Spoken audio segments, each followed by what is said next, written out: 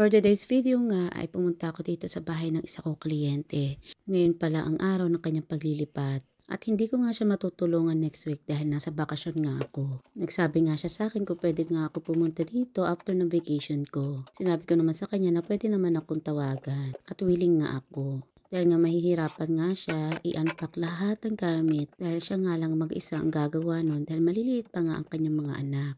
After ko nga maglinis ay kinita ko na nga itong aking kaibigan. Hindi naman kalayuan ang kanyang bahay sa amin pero bihira nga lang kami magkita. Ito kasi dito guys, kailangan nyo talaga iplano yung mga agenda ni lalo na kung full-time ka nagtatrabaho. Ganun talaga kapag magulang ka na, mahirap na talaga iplano ang mga schedule mo. Kapag kasi full-time ka nagtatrabaho, hindi ka kaagad-agad pwede mag-request ng holiday. Maliban na lang kung ang anak mo ay nasa base school na. Ganito pala dito kapag nasa base school ang anak mo o elementary o high school, automatic kapag holiday ang bata o ang anak mo ay holiday ka rin at with pay. 8% pala ng sinasahod mo ang sasahurin mo during holiday. May mga ilang works naman guys kapag holiday ka o hindi ka pumasok with no pay. So nasa kontrata naman yun guys. Bali dito nga pala kami nagpunta sa Zoo Restaurant. It all you can pala ito.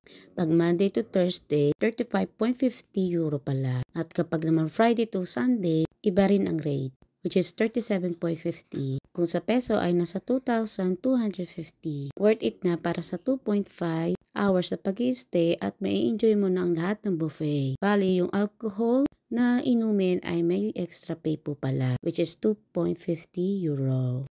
Not bad sa mga ganitong klaseng buffet. Meron na kasi kami nakainan dating buffet, sobrang mahal. Halos kaparehas lang din naman ang menu nila dito. Kaya nga I highly recommended talaga ang Zoo Restaurant. Located pala ito sa Hilversum. 30 minutes travel nga pala ito galing sa aming lugar. Dahil nga hinatid ako ng in-laws ko, so 30 minutes lang. Pero kung magpa-public transit ka like bus, it took like 1 hour. Every time nga na kumakain ako sa Eat All You Can guys, kinakain ko talaga yung mga pagkain hindi ko natitikman sa bahay o hindi ko naluluto sa bahay. Para maging worth it naman yung babayaran mo. Sobrang saya ko nga sa mga oras na yan dahil nakain ko rin ang aking cravings na sushi. Tagal na kasi ako nag-crave sa sushi at hindi ko nga alam kung sino pwedeng yayain para kumain nga dito. Buti na nga lang, one call away nga lang itong kaibigan ko. Nung sinabihan niya nga ako kung free ako ngayon, nag-oo agad ako sa kanya. Dahil 5 PM onwards pala ito open. Yes, sa gabi po sila nag-o-open. At isa pa sa nagustuhan ko dito guys,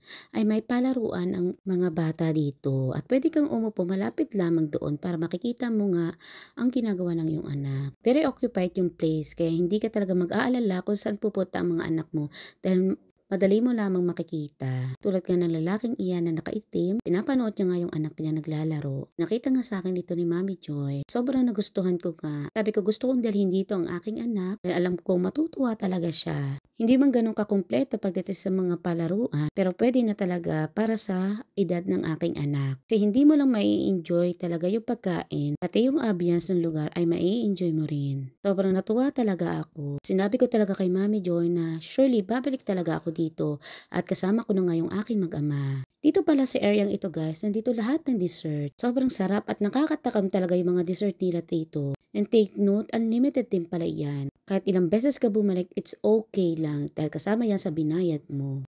Pagbayad naman pala sa mga bata, depende pala sa edad. Pag 2 years old below ay walang bayad. Pagkat naman 2 years old pataas, may extra bayad pero hindi ganun kalakihan. Sa area naman yan, ay yan naman yung mga salada o mga salad. Diyan sa area naman yan, yan naman ang mga drinks. Kapag after mo naman kumain na matatamis ay pwede ka naman mag-tea or magkape. Di ba kumpleto? Sa 2.5 hours, marami ka na talaga magagawa dito guys. During summer, pwede kang umupo sa labas. Natuwa nga kami dyan ni Mami Joy dahil may fountain nga dyan ng tsokolate. At saka ng mga iba't iba pang candies o matatamis na pagkain. Yan pala yung last part na kakainin namin after ng heavy meal. Kaya pag pupunta ka talaga dito, kailangan gutom na gutom ka talaga. Para matikman mo ang kanilang unlimited na grill, sushi at marami pang iba. Minsan, masarap din talaga i-treat ang ating sarili. Kahit busy na tayo bilang magulang, wag talaga natin kalimutan na i-treat ang ating mga sarili.